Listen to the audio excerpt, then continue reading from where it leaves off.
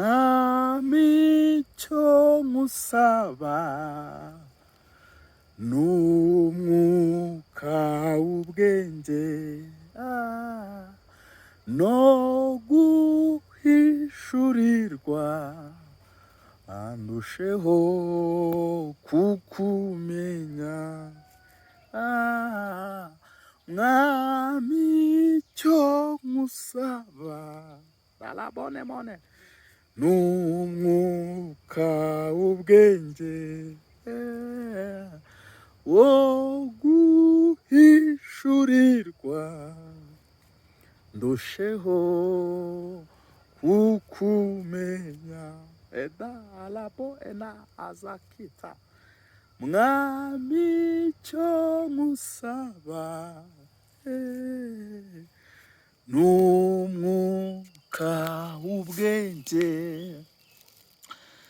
wo guhishurirwa andusheho kukumenya. Dushimiye ineza yawe, dushimiye n'urukundo rwawe, dushimiye n'ubuntu bwawe, tugushimiye ko wera Kristo, tugushimiye ko wera hose icyarimwe. Uhabwa icyubahiro ku burinzi bwawe kuva mu kwa mbere, mu kwa kabiri, tugeze mu kwa 10, umwaka wenda kurangira. Aho hose warahabaye, imyambaro twambaye warayitwambitse, ibyo twariye ugiye kudukubita fagitire nitwabona yo tukwishyura.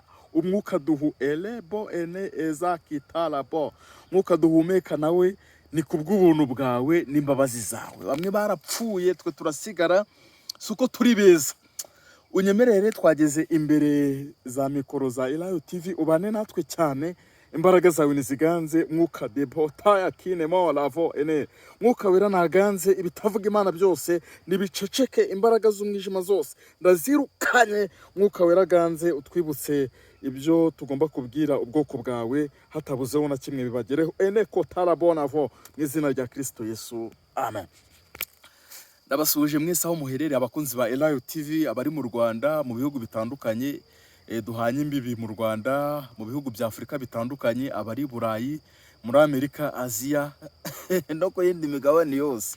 Mwese ndabasuhuje. Hari umuntu umwe najyaga nsuhuza, nasuhuzaga kera abantu, no ari muri Egiputa yaranefonye arambwira ati ngende muri Egiputa, ni muri Egiputa y'ibyaha, kumbi koko ari Kayiro. Arambwira nke Kayiro ndagusuhuje niba uri kunyumva.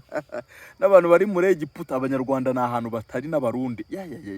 Mwese ndabasuhuje, amahoro y'Imana mu bane. Twagarutse tugiye kuganira ku kintu mwagiye mumbaza ubushize, ariko nabagiyemo n'ideni ryacu, impamvu Urota ukabyibagirwa ena kitazdo ki elevosi ene ukabyibagirwa. Unarimbuze mu Ruheburayo, impamvu Urota ukabyibagirwa ni iyihe, wakora iki? Babyumvishe, impamvu ni iyihe, mpamvu Urota ukabyibagirwa ni iyihe, wakora iki kugira ntuzajye ubyibagirwa? Ubundi iyi Imana ivuganye natwe, kadusomeye ijambo ry'Imana muri Yobu 33:14. Imana ivugana natwe rimwe cyangwa kabiri. Noneho Imana ikavugana natwe, ariko ngo nuko usomaho neza, ngo nuko Imana ivugana natwe rimwe cyangwa kabiri, ngo nuko abantu batabyitaho. Ivugana natwe dusinziriye, dushizweyo mu nzozi cyangwa mu mayerekwa, cyangwa abantu bari the killer voice mu mariri yabo.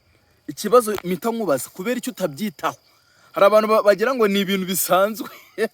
Oya, ntabwo ari ibintu bisanzwe. Imana iba yakurabuye mu nzozi ikakubwira ati kora iki, nujya aha.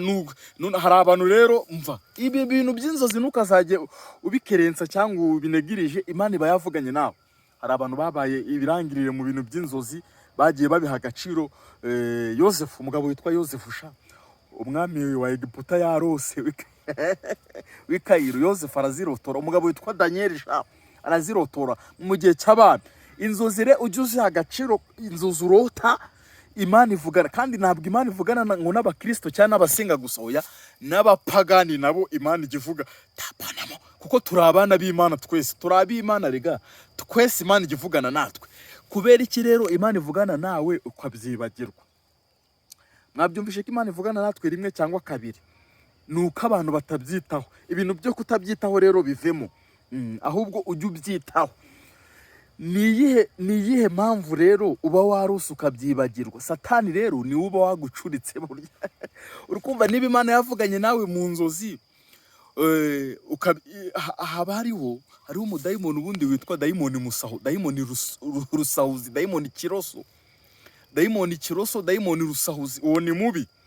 Ni ukuvuga Imana niba yavuganye nawe mw'iryo yerekwa cyangwa mu nzozi, ikavugana nawe rimwe, kandi Imana isubiramo. Hari igihe ivugana nawe saa 9, ikavugana nawe saa 8, noneho ntubyiteho. Noneho hari n'abantu babyuka bakarota banasokosori bakazinduka babyibagiwe. Ni iki wakora rero? Urukumva niba Imana ikubwiye, wenda ni urugero, uri hano i Kigali, ikakubwira mu nzozi ati nujye mu Mutara urakora impanuka, dayimoni kiroso nawe hari igihe aba ari aho akakwibagiza. Mu gitondo ugafata imodoka ukagenda ugiye mu Mutara, imodoka ikakwasamo. Urukumva ntabwo nicyo bita kutabera amaso inzozi. Wabyumvishe? Yakakubwira ati umugabo wawe, hari nabi Imana irabura ati wenda umugabo wawe ni umusambanyi cyangwa umugore wawe, ibyo byo ugomba kubisengera. Ntabwo ibikubwiye ngo uhita ugenda uyumubwire, cyangwa ikaguha iyerekwa ry'umuntu runaka. Ariko icyo turi gushaka kuvuga ati kubera iki ubyibagirwa? Habaho uwo mudayimoni witwa kiroso rusahuzi. Mbese ni ugufata igishusho ibyo warose agahita biguhanaguramo. Abari gushaka kuburizamo rero umugambi w'Imana w'icyo yakubwiye. Niba Imana yakubwiye ngo ujye kudepoza hariya, hariho akazi. Ukumva niba ubyibagiwe ntabwo ujyayo. Cyangwa niba Imana yakubwiye ati vanga yino miti uyinywe kubera indwara urwaye urakira, ntubikore. Dayimoni ukumva mbese ni ukukurindagiza. Uwo mudayimoni ni murindagiza, papa kita ni murindagiza. Ariko akantu ukora, nababwiye gusenga, kubyuka mugasenga ku isaha ya saa 9. Ubu ibi bintu byo kubyuka mugasenga ku isaha ya saa 9 byirukana za karande, byirukana abaruzi, bikubita imyuka mibi, ibyo bakohera n'ibiki byose. Iyo umaze kubyuka igihe cyari cyo cyose warose ukabyibagirwa, hita usenga. Ubu hari abantu Imana yatuza ngo kutabera amaso inzozi. Ni ikibiri kuvuga. Wabyumvishe? Warose noneho ubyutse ubyibagiwe, nta nubwo usenga. Hita usenga ukibyuka, wumva ko hari ikintu Imana yavuganye nawe cyangwa yakweretse mu nzozi cyangwa mu mayereka wibagiwe. Uvuga ati uhita usenga ukibyuka, ukubite dayimoni witwa rusahuzi, dayimoni kiroso, uri murindagize, umumenagure. Ndagutwitse, rekura amayereka yanjye, rekura inzozi zanjye. Nanjye niko mbigenza. Ndi kubabwira uburyo mbigenza.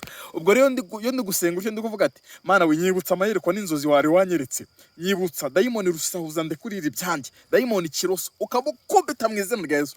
Uziko mu the apostle kire vose, uziko mumenagura, mwumva inzozi ziri kugenda ziza, mwumva ziri kugenda iyerekwa, mwumva ndi kugenda nibuka, mwumva ndi kugenda nibuka, mwumva ndi kugenda nibuka. Ariko iyo utabereye maso inzozi, ni ibyo Imana ikunda kwatuza abantu, ni kwa kundi ubirota, ahubwo nufata umwanya ngo bisengere kugira Imana ibigarure. Mwabyumvishe iyo mpamvu rero Imana ivugana nawe rimwe cyangwa kabiri mu nzozi, mu mayerekwa ushizweyo. Abantu benshi rero nibabyita bakavuga ngo ni iby'inzozi. Oya, ni Imana iba yavuganye nawe. Ntukarangare, utazabura umugisha wawe. Imana iduha amakuru twiryamye, ikakubwira ati nukora ibi, ikakubwira ati bano bantu ntukajyane nabo. Hari abantu Imana ijya inyereka. Hari umuntu umwe wigeze kuza, noneho mu ifoto, ntabwo muvuze, noneho iyo foto baragenda bayindogeramo. Abyumvisha ako kantu? Iyo foto baragenda bayindogeramo ngo kugira sinzongere kubyara. Njye mfite tugenda ari maze kubyara umwana umwe, ubu mfite 2. Ndashima Imana kandi yadukubise umwana mwiza w'umukobwa, tabonemo umukobwa mwiza cyane usa na se. Haleluya. Ubwo rero umva baragenda bayindogeramo iyo foto kugira sinzongere ndi kuvuga uburyo Imana yansuye ikatwerekaja. Ubu Satani yabinyibagiza rero, icyo kirosoyo cyiza kikankubura, nari kubimenya se. Barandoga kugira sinzongere kubya umurukumva nyine. Bwa buryo nyine ububaho kugira abantu babyare hagati y'umugore n'umugabo, ubwo buryo nabwo bwari bugishoboka. Ariko Imana iri hejuru ya byose. Ijambo ryarambwiye ngo amajwi y'amazi menshi, umurabuhorera w'inyanja, tabo enekota, Uwiteka uri hejuru ya bingahe ya byose, abirusha iki imbaraga. Humura, urukumva bari baziti baranshimikiriye, umva bakoze chimique yose baranshoboye, sinzongera kubyara nunzaheruka, ariko Imana ijya de bonefo yica imigambi yincakura. Imana yica imigambi. Imana nawe kwicira imigambi yincakura ibikurwanya, abarozi za karandi bikuru ibiguhiga, ibyo bakohera bagushika, siko banadushika we. Ibyo byose Imana ibimenagura ibikubitere kure mu izina cya Yesu. Reka rero bakoze ibyo bintu kuko nibyo bari banekinitse, banyemeje neza, mbese gahunda kwa kundi bitacyemera. Umva reka mu nzozi niryamiye, niyo mpamvu uba ugomba kubera amaso inzozi. Imana irambwira ati uriya muntu yaraje umuha ifoto, yego mpita mwibuka, ngo baragiye nyine bayikorereho ubushimiste bwabo kugira ibyo bintu ntibizongere gukunda. Umva ariko imigambi y'abana b'abantu siyo y'Imana. Ubwo yarambwiye uko ndabigenza, ati bikora gutya byose. Urukumva yo ndangara, ntabwo nari kumenya uko bimeze. Rero Imana yese imbwira ati ndagukijije, ibintu bigenda neza. Nawe ujye ubera amaso inzozi zawe, kuko Imana ivuganamo nawe ibintu byinshi cyane. Buri muntu wese ibyo warose ujye uvuga ati Imana nyibutse, ugikanguka ako kanya, kuko iyo uvuze ati nzabisengera cyandabyibuka, oya bisengera ugikanguka ako kanya. None aka kantu ko kubera amaso inzozi saa 9 ujye ubyuka usengera impano yawe y'inzozi n'izindi mpano ufite, kuko aho zigenda zikura, n'ibyo byose bituma ubyibagirwa ukabikubitira kure. Urakoze kubw'ijambo ryawe Kristo, urakoze ko wabanye natwe, urakoze kubw'izi inzozi, naho ganza tegeka imbaraga zawe zikomeze zikora imirimo n'ibitangaza wera, mu izina rya Kristo Yesu, amen. Shalom, ndabakunda cyane. Nimero yanjye ni 078 414 9984. Mukomeze musharinge ibiganiro bibera hano n'ibindi byose tuzagenda tubafasha. Imana ibaho umugisha, ndabakunda cyane. Mujye mukomeza mushare, n'abatari bakora subscribe mwese mukoreho. Imana ibaho umugisha. Shalom, amen.